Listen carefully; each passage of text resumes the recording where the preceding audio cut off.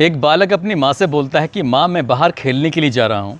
तब उसकी माँ कहती है कि बेटा तुम खेलने ज़रूर जाना, लेकिन यहीं गली में खेलना, ज़्यादा दूर मत जाना। बच्चा कहता है नहीं नहीं मैं तो अपने दोस्तों के साथ खेलने के लिए जा रहा हूँ। तब माँ कहने लगती है कि बेटा खेलने ज़रूर जा रहे हो, लेकिन उस टंकी के पास मत जाना, उस टंकी पर भूत रहता है। जैसे कि कई बच्चे गायब हो गए हैं, ऐसे ही भूत तुम्हें भी गायब कर देगा। लेकिन बच्चे तो ज़िद्दी होते हैं। उसने अपनी माँ के सामने एक बात नहीं सुनी और सीधा पहुँच जाते हैं वहाँ पर खेलने के लिए। बच्चे क्रिकेट खेल रहे थे और क्रिकेट खेलते खेलते कब बैट पर जो गेंद थी बहुत तेज़ी के साथ लगती है और जितना उनका एरिया था उस एरिया को भी वो पार कर जाती है।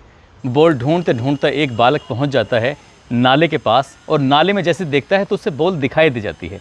यानी कि उस गेंद को जैसे ही वहाँ से उठाने की वो कोशिश कर रहा है, तब काले रंग की पिन्नी के अंदर से एक हाथ था इंसान का जो झांकने की कोशिश कर रहा था। जैसे ही उस बच्चे ने उस हाथ को देखा तो उसकी चीख निकल जाती है, वो रोने लगता है और बाकी जो बच्चे थे वो भी इकट्ठे होकर वहाँ पर आ जाते हैं। पुलिस भी आती है। पुलिस ने आने के बाद ये देखने की कोशिश की कि आखिरकार क्या है। तभी पुलिस उस पॉलीथीन को अपने साथ ज़रूर ले जाती है, लेकिन पुलिस ने ये जानने की कोशिश नहीं की थी कि आखिरकार ये हाथ किसका है, किसने यहाँ फेंका है, क्या मामला है। बहुत सारे सवाल थे, उन सवालों के जवाब ज़रा तलाशने थे, लेकिन पुलिस ने बजाय उन जवाबों की तलाश करने की लापरवाही से काम लिया। और कुछ दिन बीतने के बाद उसी जगह पर एक दो नहीं 19 कंकाल मिलते हैं। 19 कंकाल मिलने के बाद ये खबर न केवल उस ज़िले में थी बल्कि पूरी दुनिया में आग की तरह फैल जाती है। एक बार ये खबर फिर से सुर्खियों में है। हर कोई जानना चाहता है कि आखिरकार ये 19 कत्ल जो हुए थे वो किसी भूत ने किए थे या इंसानों ने किए थे। आदाब, नमस्कार, सत श्री अकाल। मैं उस्मान सैफ़ी। आज की जो सच्ची घटना मैं आपको सुनाने जा रहा हूँ, ये सच्ची घटना है उत्तर प्रदेश का एक ज़िला है गौतम बुद्ध नगर और उसी का ही एक इलाका है नोएडा सेक्टर 31। बात कर रहा हूँ कोठी नंबर D5 की। दरअसल एक व्यक्ति 7 मई 2006 की ये बात है। एक व्यक्ति लगातार अपनी बेटी को तलाश कर रहा था। तलाशते तलाशते उसको बेटी मिलती नहीं है। लगभग 17 साल की वो लड़की, नाम जिसका पायल होता है। पायल को ढूंढने के लिए उसने अपने स्तर से जितने भी एफर्ट थे, जितनी भी कोशिशें थी वो पूरी की, लेकिन जब लड़की नहीं मिलती है तो वो चौकी जाता है, फिर थाने जाता है, फिर उच्च अधिकारियों के पास जाता है, लेकिन कोई भी पुलिस वाला उसकी बात नहीं सुन रहा था। उसको ये और कहने लगते हैं कि तुम्हारी बेटी वैसे भी धंधा करती थी, वेश्यावृत्ति करती थी, उसे ढूंढ कर क्या करोगे? क्या उसकी वेश्यावृत्ति से तुम पैसे कमाना चाहते हो? बाप कहता है कि मैं बाप हूँ अपनी बेटी का, बेटी मुझे चाहिए हर हाल में, भले ही चाहे वो वैश्या थी या कुछ भी थी, मेरे लिए तो वो बेटी ही थी। जब बाप को सफलता नहीं मिलती है तो बाप एक वकील से संपर्क करता है, यानी कि नंदलाल वकील के पास जाता है। जब नंदलाल की वकील बात सुनता है, पूरी कहानी वो बताता है। नंदलाल कोर्ट में अर्जी देते हैं, कहते हैं कि इनकी बेटी गायब हो चुकी है, लेकिन पुलिस मामले की सुनवाई नहीं कर रही है। चौकी, थाना, SSP वगैरह सब अधिकारियों के पास जा रहे हैं, लेकिन कोई सुनवाई नहीं हो रही है। कोर्ट इस मामले को बड़ी गंभीरता से लेता है और गंभीरता से लेने के बाद SSP को आदेश करते हैं कि इनके मामले में FIR दर्ज की जाए और दर्ज करने के बाद पूरा का पूरा मामला जांच करने के बाद मुझे बताया जाए कि आखिरकार तुमने इस मामले में क्या प्रोग्रेस की थी, क्या जांच की थी। तभी FIR दर्ज होती है, क्योंकि कोर्ट का आदेश था। अब बात नंदलाल की नहीं थी, बल्कि बात अब कोर्ट तक पहुंच चुकी थी। अब जैसे ही कोर्ट का आदेश होता है, FIR दर्ज हो जाती है। अब उसके बाद इस लड़की का पिता नंदलाल एक कहानी सुनाता है पुलिस को। वो बताता है कि उसकी बेटी 7 मई 2006 को घर से निकली थी। वो ऑटो रिक्शे में बैठी और ऑटो रिक्शे में बैठने के बाद उसका एक इंटरव्यू था सेक्टर 31 के कोठी नंबर 5 में, जो कि D ब्लॉक में लगता है। और जैसे ही वो वहाँ पर D ब्लॉक के घर के सामने ऑटो आके रुकता है, तो उसके बाद वो लड़की ऑटो वाले को पैसे नहीं देती है, सीधा उस कोठी में चली जाती है। कहती है कि मैं कुछ देर में बस अभी आई और पैसे लेकर आके तुम्हें देती हूँ। अब वो अंदर ज़रूर जाती है, लेकिन फिर वापस लौट कर नहीं आती। वो ऑटो वाला थोड़ा परेशान हो जाता है कि उसने ऑटो किया था किराए पर और किराया दिया नहीं, ये कैसे हो सकता है। अब वो बार बार उस कोठी की यानी कि D5 की बैल दबा रहा था। बैल दबाते दबाते वहाँ से एक व्यक्ति निकल कर आता है और जैसे ही वो व्यक्ति निकल कर आता है तो पूछता है कि क्या बात है। वो बताता है कि यहाँ पर एक लड़की आई थी, दरअसल वो मेरे ऑटो में आई थी, लेकिन उसने मुझे किराया नहीं दिया। उसने कहा कि बस मैं अभी आई और किराया लेके आ रही हूँ। लेकिन उस व्यक्ति ने कहा यहाँ तो एक लड़की आई ज़रूर थी, लेकिन वो जा चुकी है। लेकिन वहाँ से जाते हुए किसी को देखा नहीं था। वो लड़की एक बार कोठी के अंदर गई और उसके बाद वो पूरी तरह से गायब हो चुकी थी। ऑटो रिक्शे वाले को जब उस लड़की के पिता नंदलाल ने तलाश कर लिया था, तो उसके बाद उस लड़की को लगातार ढूंढ रहा था, नहीं मिली। अब पुलिस वालों ने भी उससे पूछताछ करने की कोशिश की। पुलिस वाले भी अंदर जाते हैं। अंदर जाने के बाद ये पता करते हैं तो वहाँ पर एक व्यक्ति मिलता है जिसका नाम होता है सुरेंद्र सिंह कोहली, जो कि इस घर का नौकर था, सर्वेंट था। उसके बारे में पता चलता है कि ये रहने वाला था अल्मोड़ा का, जो कि उत्तराखंड में लगता है, साल 2000 में दिल्ली के लिए आया था कमाने के लिए, अपने परिवार का भरण पोषण करने के लिए। और यहाँ पर एक कर्नल के पास रहता है। ये बताते हैं कि खाना बड़ा अच्छा बनाया करता था, इसलिए साल 2003 तक उसने अपना खाना न बनाने में लगा रहा। लेकिन इसी बीच में एक मोनिंदर सिंह पंधेर नाम का व्यक्ति साल 2003 में उसी कर्नल से कहता है कि कर्नल साहब, मुझे एक भरोसेमंद आदमी चाहिए। मैं अक्सर ऑस्ट्रेलिया, कभी अमेरिका, कभी पंजाब, कभी कहीं मेरा बिजनेस का सिलसिले में मुझे अक्सर बाहर रहना पड़ता है, इसलिए मेरी कोठी की देखभाली भी होती रहेगी और मुझे एक ऐसा ही अच्छा ईमानदार आदमी चाहिए। और उसका नाम सुझाया जाता है सुरेंद्र सिंह कोहली का। सुरेंद्र सिंह कोहली अब 2003 से इसी घर में रह रहा था। अब ये अपने मालिक के लिए काम कर रहा था। पुलिस आती है, पूछताछ करती है, लेकिन पुलिस को ज़्यादा कोई सफलता मिलती नहीं है। साथ ही अब पुलिस ने, क्योंकि जो लड़की गायब थी उसका जो एक मोबाइल नंबर था, मोबाइल नंबर को सर्विलांस पे लगाया जाता है। मोबाइल नंबर तो बंद आ रहा था, लेकिन EMI जो एड्रेस होता है, उस EMI एड्रेस के माध्यम से आखिरकार कुछ महीने बीतने के बाद वो नंबर चालू हो जाता है। और जब नंबर चलता है तो पता चलता है कि कहीं दूर वो नंबर एक व्यक्ति है, साधारण सा आदमी है, उसका इस्तेमाल कर रहा था। अब पुलिस ने चैन बनानी शुरू कर दी, तो चैन बनाते बनाते ये इसी कोठी में आकर चैन रुक जाती है। D5 की सुरेंद्र सिंह कोहली ने ही फ़ोन किया था, उसने ही बुलवाया था। अब सुरेंद्र सिंह कोहली से जब पुलिस अपनी तरीके से पूछताछ करती है तो अगली कहानी पुलिस सुनाती है। और जब पुलिस कहानी सुनाती है तो पुलिस कहानी कुछ इस तरह सुनाती है, जो पायल नाम की लड़की थी यहाँ आती है, यहाँ क्योंकि वो वेश्यावृत्ति करती थी और इस कोठी के मालिक मोनिंदर सिंह पंधेर के लिए वो आया करती थी। लेकिन उस दिन मोनिंदर सिंह पंधेर घर के अंदर नहीं था। उस दिन सुरेंद्र कोहली की नीयत उस लड़की पर ख़राब हो जाती है। वो कहता है कि आज वो उसके लिए आनी थी और जैसे उस लड़की के साथ उसने कुछ गलत हरकत करने की कोशिश की तो उस लड़की ने विरोध किया। उसने उस लड़की की हत्या की। हत्या करने के बाद जब उसकी लाश को ठिकाने का लगाने का नंबर आता है, उससे पहले सोचता है कि जिस काम के लिए उसको मारा है ज़रा उसके साथ कुछ किया जाए, यानी कि लाश के साथ ही उसने सेक्स करने की उसका कोशिश की। और आप सहज ही अंदाज़ा लगा सकते हैं कि लाश के साथ कोई इंसान क्या सेक्स कर सकता है। लेकिन उसकी जो हवस थी उसने पूरी की।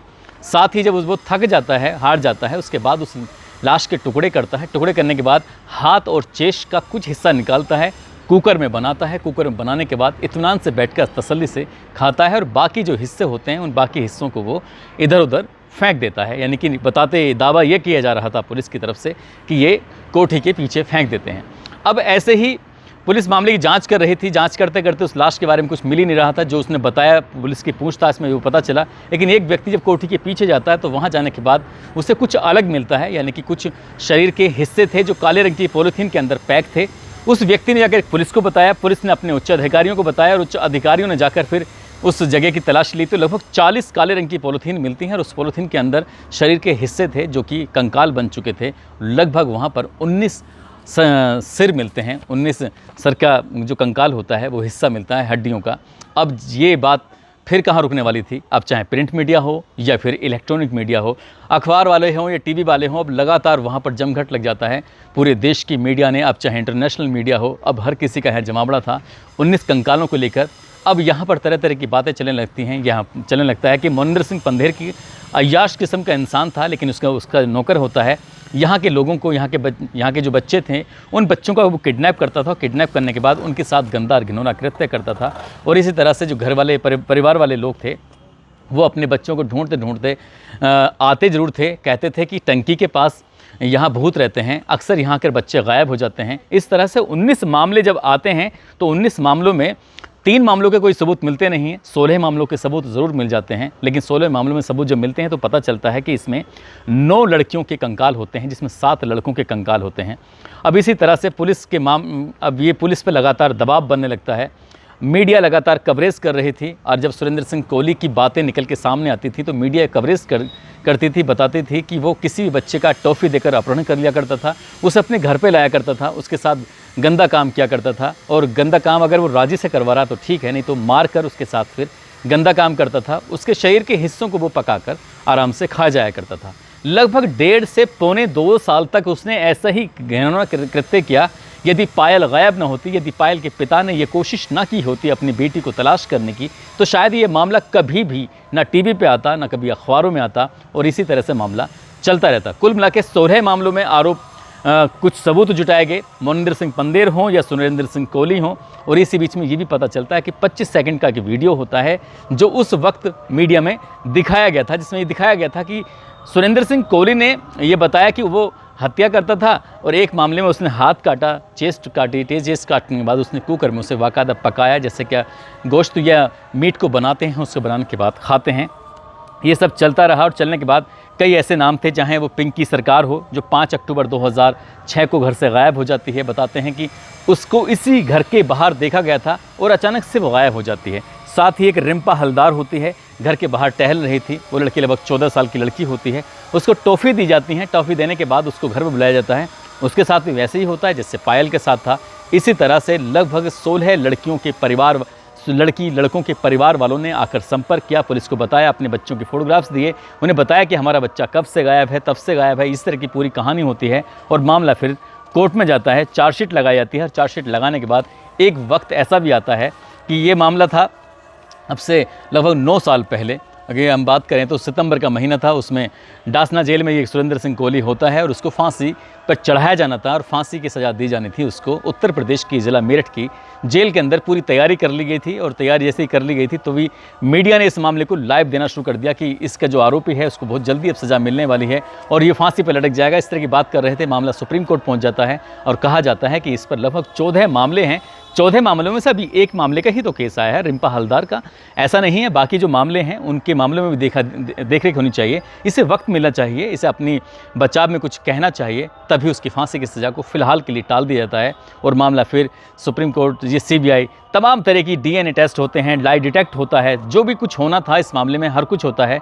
हर तरह की संस्था अपने से काम कर रही थी और सुप्रीम कोर्ट तक उसे फांसी की सज़ा दे दी जाती है। लेकिन अभी हाल ही में हाई कोर्ट इलाहाबाद की तरफ से फैसला आता है कि जो सबूतों के अभाव के चलते लगभग 12 मामलों से इसे बरी कर दिया गया है। अगर हम उसकी बात करें, मोनिंदर सिंह पंदेर पर 6 केस दर्ज किए गए थे।